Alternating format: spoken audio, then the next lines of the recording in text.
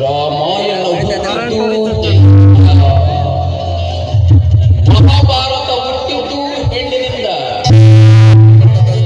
ಕದನ ಹುಟ್ಟಿದ್ದು ಹೆಣ್ಣಿನಿಂದ, ಕವನ ಹುಟ್ಟಿದ್ದು ಹೆಣ್ಣಿನಿಂದ.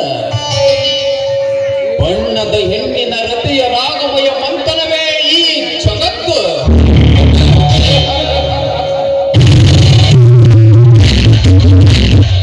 ಆ ಬ್ರಹ್ಮ ಹೆಣ್ಣನ್ನು ಸೃಷ್ಟಿಸುವಾಗ ಅವಳಿಗೆ ಒಂದು ವಿಶಿಷ್ಟವಾದ ಸ್ಥಾನ ಬೇಕೆಂಬ ಶಿವನಾಯ. ಅದಕ್ಕಾಗಿ ಅವಳಿಗೆ ಸೊಂಟಕ್ಕೆ ಸೌಂದರ್ಯ ಕೊಟ್ಟ, ಸೊಂಟಕ್ಕೆ ಸೌಂದರ್ಯ ಕೊಟ್ಟ, ಕಂಠಕ್ಕೆ ಮಾಧುರ್ಯ ಬಿಟ್ಟ, ಎದೆಯ ಮೇಲೆ ಎರಡು ಕುಚ್ಚಗಳ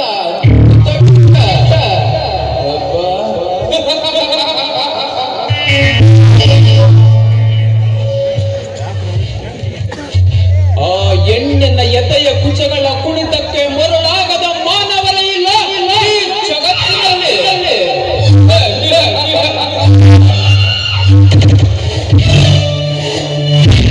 ಅಂತೆ ಎನ್ನ ಅಂತರಂಗದ ಪ್ರಿಯಗಳು ಸುಜಾತ. ಆ ಸುಜಾತಾಳ ಪ್ರೇಮ ಸುರಂಗಕ್ಕೆ ಒಳಗಾಗಿ ಗಾಸಿಕೊಂಡಿದೆ ನನ್ನ ಮನ.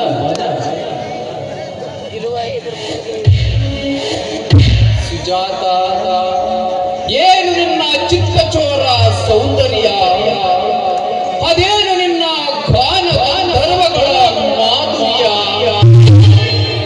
ಶೃಂಗಾರ ಶಿಲೆಯಂತೆ, ಶೃಂಗಾರ ಶಿಲೆಯಂತೆ ಬಂಗಾರ ಬೆಲೆ ಹೊತ್ತು ಗಿರಿಗಗನ ಶಶಿಯಂತೆ ಪರಿಶೋಭಿಸುವ ನಿನ್ನ ಆ ಮೈ ಮಾಡಕ್ಕೆ ಕಾನನದ ಋಷಿ ತಪಸ್ಸುಗಳೇ ಮೈ ಮರೆತು ಶರಣಾಗಬೇಕು ಸುಜಾತ, ಮೈ ಮರೆತು ಶರಣಾಗಬೇಕು.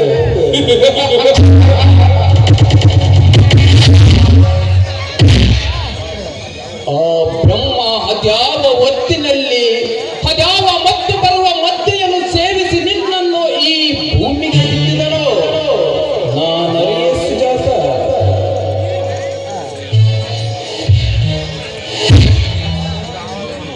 ಅಪಾರ ಸೌಂದರ್ಯದೊಂದಿಗೆ ಅಪ್ರತಿಮ ಚಲವ ಹೊಂದಿದ, ಆ ಗಂಧಮಯ ಮಕರಂದ ಹೊಂದಿದ ಮಂದಸ್ಮೃತದ ನಗುಮುಖ ಈ ನನ್ನ ಮಂಗೈ ಅರಮನೆಗೆ ಯಾವಾಗ ದೊರೆಯುವುದೋ ಎಂದು ಕಾತೊಯ್ಯುತ್ತಿದ್ದೇನೆ ಸುಜಾತ.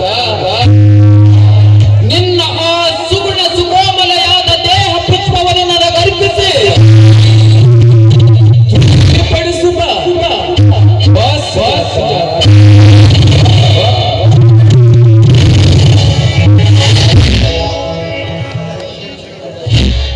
ನೆನೆದವರ ಮನದಲ್ಲಿ ಎಂಬಂತೆ ಆ ಸುಜಾತಾಳ ಹೆಜ್ಜೆ ಸಾಗುತ್ತಿದೆ ನನ್ನ ಗೋಯಲ್ಲೇ.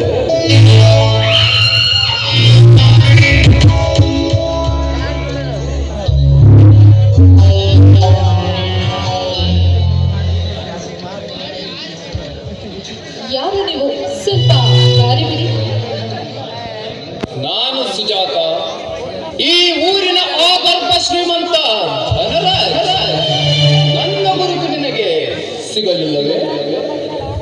ಓಹೋ, ಊರಿಗೆ ದೊಡ್ಡ ಸಾವುಕರು ನೀವು. ನಿಮ್ಮ ಗುರುತು ಸಿಗದೆ ಇರುತ್ತದೆ. ನೋಡಿ, ಸ್ವಲ್ಪ ದಾರಿ ಬಿಡಿ, ನನಗೆ ಗೊತ್ತಾಗುತ್ತಿದೆ. ಗೊತ್ತಾಗಿದೆ ಗೊತ್ತಾಗಿದೆ ಎಂದು ಗೊತ್ತಾಗಲು ಬಂದಿರುವ ಈ ಧನರಾಜನ ಆಸೆಗೆ ನಿರಾಸೆ ಮಾಡುವ ಸುಜಾತ. ಅಂದರೆ ನಿಮ್ಮ ಮಾತಿನ ಅರ್ಥ? ಇದೇನು ಸುಜಾತ, ಹೂವಿಗೆ ತುಂಬಿ ಬಾಯನ್ನು ಹೇಳಬೇಕೆ? ಸೌಂದರ್ಯದ ಸಂಪತ್ತನ್ನು ಹೊತ್ತು ನಿಂತಿರುವ ನಿನ್ನನ್ನು ಬಯಸಿ ಬಂದಿರುವ ನನಗೆ ಮಾತಿನ ಅರ್ಥ ಕೇಳುವ ಸುಜಾತ. ನೋಡಿ ಸಾವುಕರೇ, ಸುತ್ತಿ ಬೆಳೆಸಿ ಮಾತನಾಡಬೇಡಿ. ಅದೇನಂತ ನೇರವಾಗಿ ಹೇಳಿ. ನಾನು ನನ್ನ ಮೈದಾನಕ್ಕೆ ಬುಟ್ಟಿ ತೆಗೆದುಕೊಂಡು ಹೋಗಬೇಕು. ಬುದ್ಧಿ ಒತ್ತಿಗೆ ಬಲಗಳುವ ಈ ಧನರಾಜನ ಹತ್ತಿರ ಬುದ್ಧಿ ಎಂಬ ಪದ ಬಳಸಿ ನನಗೆ ಅರ್ಥ ಮಾಡಿಸಲು ಸುಗಮ ದಾರಿ ಮಾಡಿಕೊಂಡೆ ಸುಜಾತ. ದಾರಿ ಮಾಡಿಕೊಂಡೆ.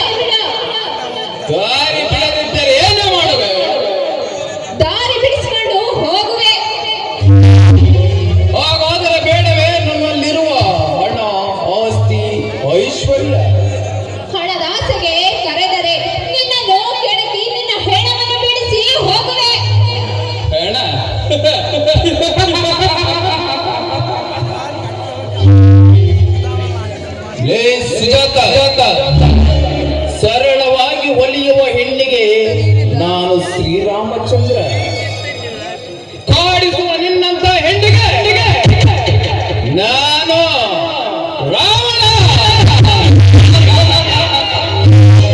ಈಗ ತೋರಿಸುವೆ ಈ ರಾಮ ರಾಜ್ಯದಲ್ಲಿ ರಾವಣನ ದಬ್ಬಳಿಗೆ. ನೋಡಿ ಸೌಕರ್ಯ, ಪತಿ ಸೇವೆ ಮಾಡುವ ನನ್ನನ್ನು ಬಿಟ್ಟು ಬಿಡಿ. ನೋಡಿ ಈ ಕರಿಮಣಿಯಾದರೂ ನೋಡಿ ಬಿಟ್ಟು ಬಿಡಿ.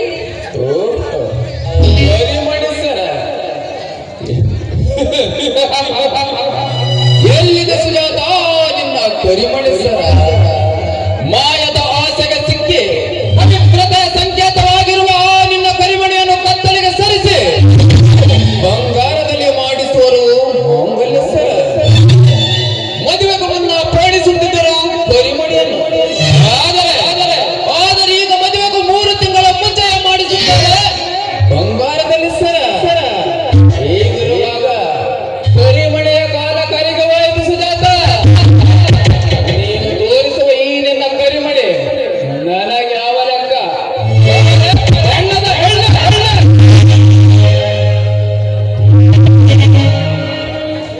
ಬೇಡ ಸೌಕರ್ಯ, ಬೇಡ. ನನ್ನನ್ನು ಬಿಟ್ಟು ಬಿಡಿ. ನನ್ನ ಗಂಡ ಬರುವ ಗೊತ್ತಾಯ್ತು. ನನ್ನನ್ನು ಬಿಟ್ಟು ಬಿಡಿ. ಬಿಟ್ಟು ಬಿಡು ಸುಜಾತ. ಕಟ್ಟಿಕೊಳ್ಳೋಣ ಎಂದರೆ ನಿನಗೀಗಾಗಲೇ ಮದುವೆಯಾಗಿದೆ. ಹೋಗಲಿ ಇಟ್ಟುಕೊಂಡಾದರೂ ಸುಖ ಪಡೆಯೋಣ ಎಂದರೆ ನೀನು ಅದಕ್ಕೂ ಒಪ್ಪುತ್ತಿಲ್ಲ. ಹೀಗಿರುವಾಗ ಬಿಟ್ಟು ಬಿಡುತ್ತೇನೆ, ಆದರೆ ಜೀವಂತವಾಗಿ ಅಲ್ಲ, ಎಡವಾಗಿ.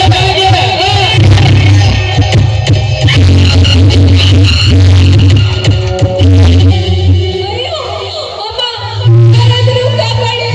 ನನಗೆ ನೋವಾಗುತ್ತಿದೆ. ಯಾರಾದರೂ ಕಾಪಾಡಿ. ಈ ಧನರಾಜನ ದರ್ಪಕ್ಕೆ ಸಿಕ್ಕವರ ಸುಳಿವು ಸಾವಿನಲ್ಲಿ ಅಂತ್ಯ.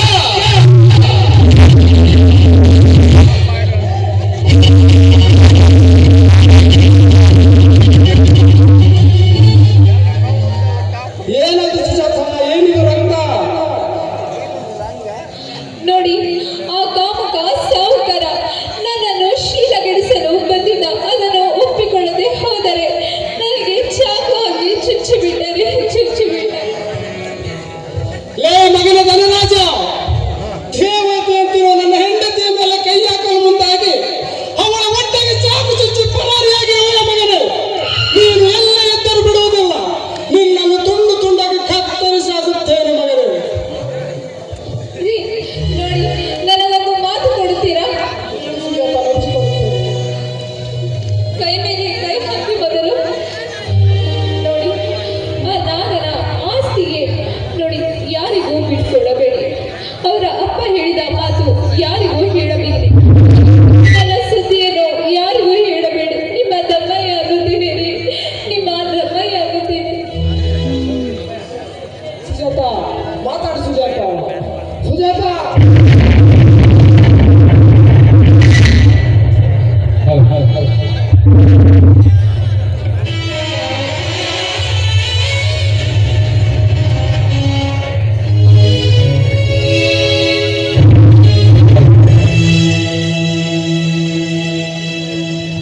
ಗೆಳತಿ ಮರೆತು ರಾಧೆಯ ನೀ ರಾಧೆಯ ಮುಗುತು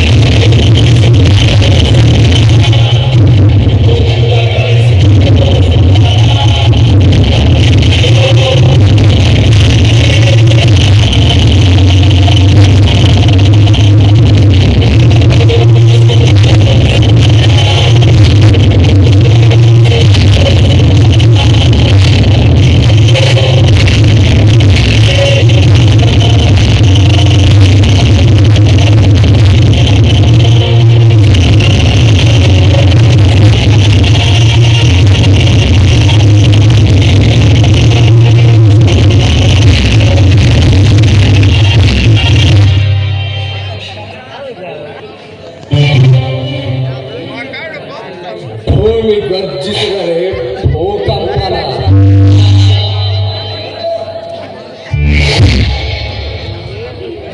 ಮುಗಿಲು ಗರ್ಜಿಸಿದರೆ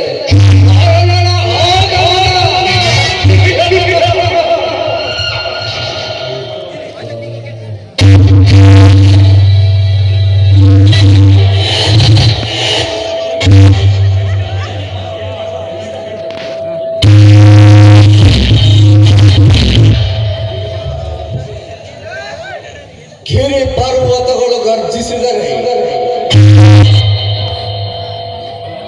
ಪರ್ವತಗಳು ಗರ್ಜಿಸಿದರೆ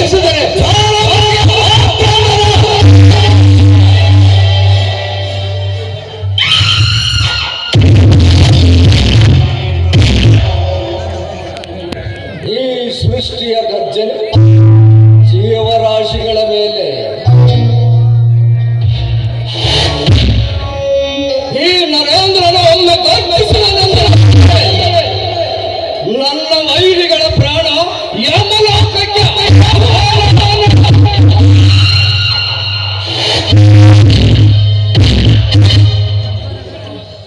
ಅಷ್ಟ ದಿಕ್ಕುಗಳನ್ನು ನನ್ನ ದಿಗ್ಬಂಧನದಲ್ಲಿ ಬಂಧಿಸಿಕೊಂಡಿರುವ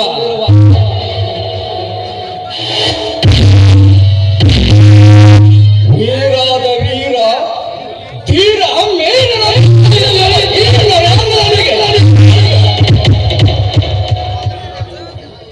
ಆ ಧನರಾಜನಿಂದ ಕಂಟಕವೇ ಅದು ಅದು ಸಾಧ್ಯವಿಲ್ಲ.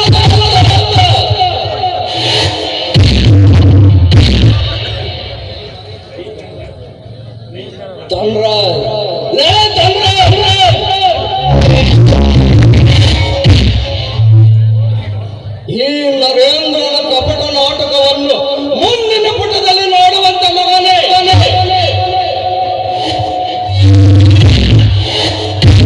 ಬರುತ್ತೇನೆ.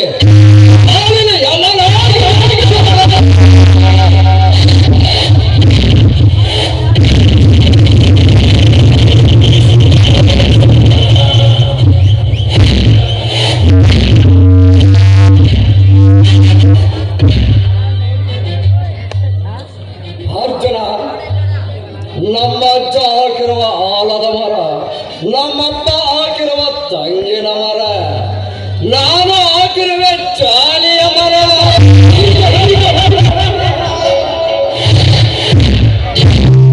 ಅರ್ಜುನ, ನನ್ನ ಮಾತಿನ ಅರ್ಥ ನಿನಗೆ ಅರ್ಥವಾಯಿತು?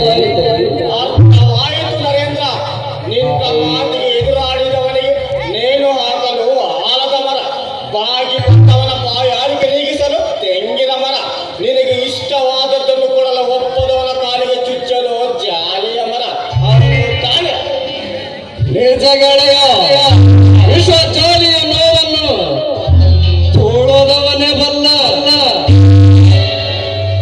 ಈ ನರೇಂದ್ರ ಬೆಳೆಸಿರುವ ಜಾಲಿಯನ್ನು ಅಂಜಿ ಓಡಿಸಬೇಕು ಗಾಲಿ. ಇದ್ದರೆ ಗೋಲೆ, ವೈರ ಪ್ರಾಣ ಕಾಲೆ, ಅವರು ಸತ್ತವನ ಎದೆ ಮೇಲೆ ಮಾಲೆ.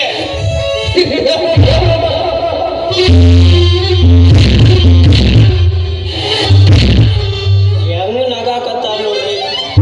ಹಿಡಿದವರು ಈಗ ನಗಾಕಿಲ್ಲ, ಮಾಡುವುದು ಮಲೆ ಮುರುಕಲ್ ಕೆಲಸ. ನಗಾದ್ ನೋಡ್ರಿ ಹೆಂಗ್ ನಗಾಕತ್ತಾರ. ನಿಂಗ ಸತ್ತು ಮಾಡದೆ ಬಂದು ನಿದ್ದೆ ಮಾಡುತ್ತೀಯಲ್ಲೋ, ಹೋದ ಕೆಲಸ ಏನಾಯಿತು? ಧರ್ಮಣ್ಣ, ನಾಗಣ್ಣ, ವಿಜಯಣ್ಣ ಎಲ್ರು ಬರಕತ್ತಾರಿ ಸಮರ. ನಿಂಗ ಆ ಧರ್ಮನನ್ನು ಕರೆದುಕೊಂಡು ಬಾ ಎಂದರೆ ಮನೆ ಮಂದಿಯನ್ನೆಲ್ಲ ಬರಲು ಹೇಳಿರುವೆಯ? ಗೊತ್ತಿಲ್ಲವೇನೋ? ನನಗೆ ಯಾಕೆ ಗೊತ್ತಿಲ್ಲ ಸಮರ. ಧರ್ಮಣ್ಣಕ ಬರ ಕೇಳಕತ್ತಿದ್ದೆ. ಅವ್ರ ತಮ್ಮಂದ್ರು ನಾವು ಬರ್ತೀವಂದ್ರು. ನಂದೇನಪ್ಪ ಗಂಟು ಓದೀತು ಅಂತ ಹೇಳಿ ಬಂದೆ. ನಿಂಗ ನಿನಗೆ ಪಗಾರ ಕೊಟ್ಟು ಇಟ್ಟುಕೊಂಡಿದ್ದಕ್ಕೆ ಸಾರ್ಥಕವಾಯಿತು ಮಗನೇ. ನರೇಂದ್ರ, ನಿನ್ನ ಮನಸ್ಸಿನ ಆಸೆಯನ್ನು ಮಾತಿನಲ್ಲಿ ಹೇಳು. ತಿಳಿದುಕೊಂಡರೆ ಅವರಿಗೆ ಬಾಳು, ಇಲ್ಲ ಜೀವನ ತೋಳು. ಸರಿ ಅರ್ಜುನ್, ಹಾಗೆ ಮಾಡುತ್ತೇನೆ. ನೀನು ಹೋಗಿ ಮಿಲ್ಲಿನ ಆಳುಗಳಿಗೆ ಪಗಾರ ಕೊಟ್ಟು ಬಾ. ನಿಂಗ ಹೇಳಿ ಹೋಗೋಣ.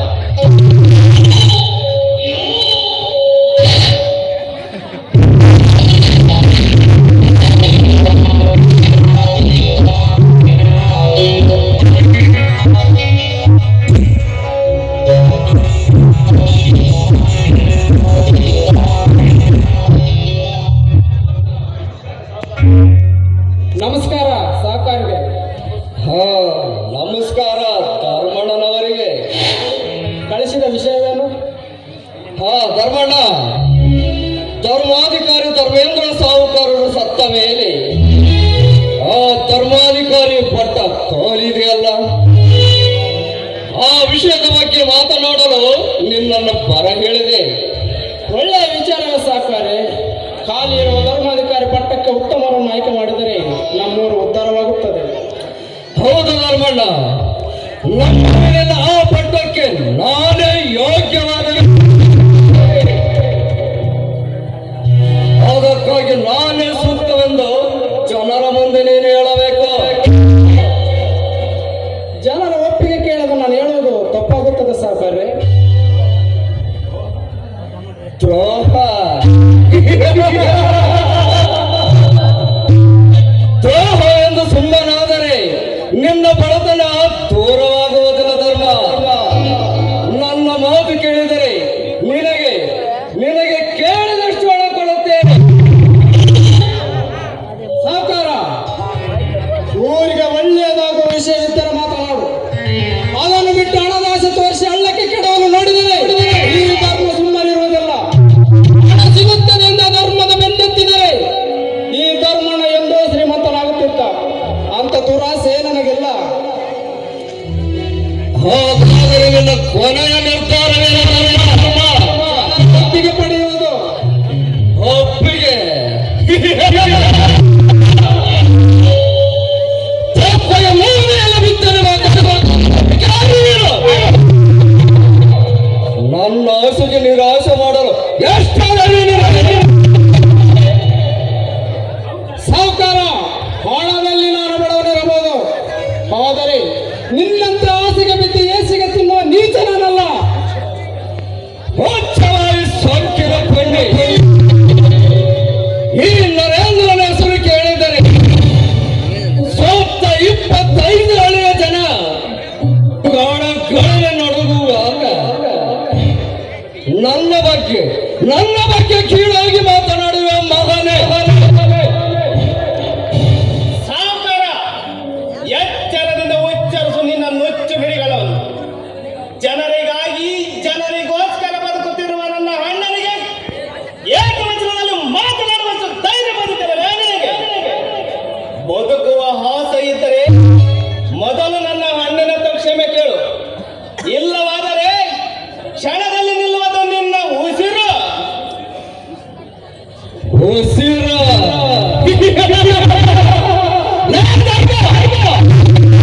ನಿನ್ನ ತಮ್ಮ ನನ್ನ ಉಸಿರು ನಿಲ್ಲಿಸ್ತಾನಂತೆ. ಪಾಪ ಅವನಿಗೆ ಏನು ಗೊತ್ತು?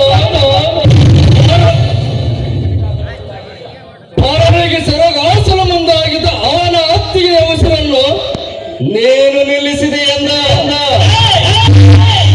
ಮೋಚ ಬಾಯಿ ಸೊಕ್ಕಿನ ಮಗನೇ, ಗಂಡನೇ ದೇವರು, ಮೈದುನರ ಮಕ್ಕಳು, ಬರೀ ಜನರನ್ನ ತಮ್ಮಂದಿರೆಂದು ಮಮತೆಯಿಂದ ಮಾತನಾಡುತ್ತಿದ್ದ ನನ್ನ ಅತ್ತಿಗೆಗೆ ಅಗಲವಾಗಿ ಮಾತನಾಡುವ ಮಗನೇ.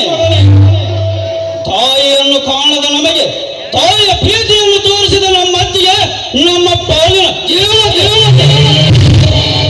ಆ ನಮ್ಮ ದೇವತೆಗೆ ಕಳಂಕದ ಕಳಸವಿಡಲಾರದು. ನಿನ್ನನ್ನು ಕಂಡು ಕಂಡಾಗಿ ಕತ್ತರಿಸಿ ಎಲ್ಲ ಮಾಂಸ ಕಂಡಗಳನ್ನು ನಾಯಿಗಳಿಗೆ ಹಂಚದ ಬಿಡುವಾಗ ಜೈ ಕಂಡು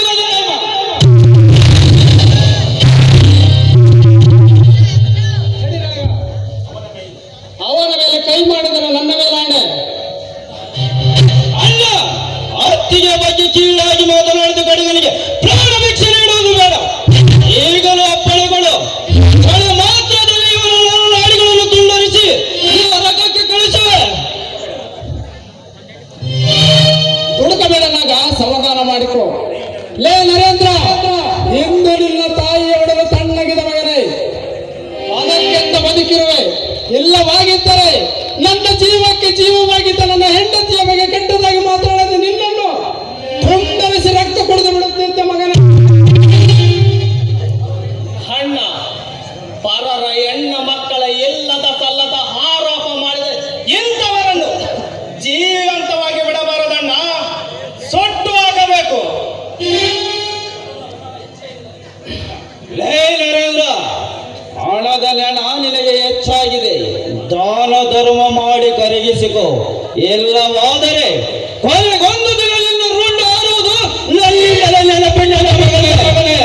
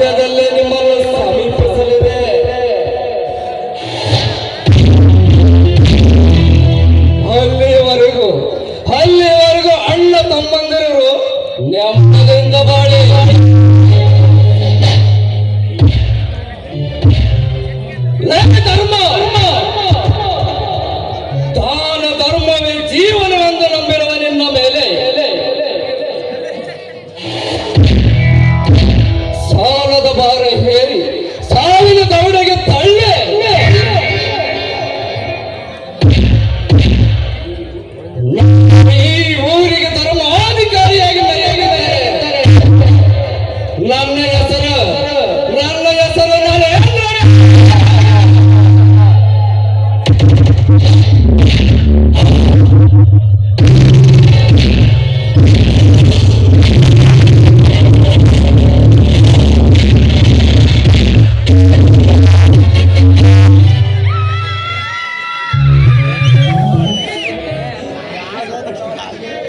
ಬಾ ಕವಿತಾ, ಸರಿಯಾದ ಸಮಯಕ್ಕೆ ಬಂದೆ.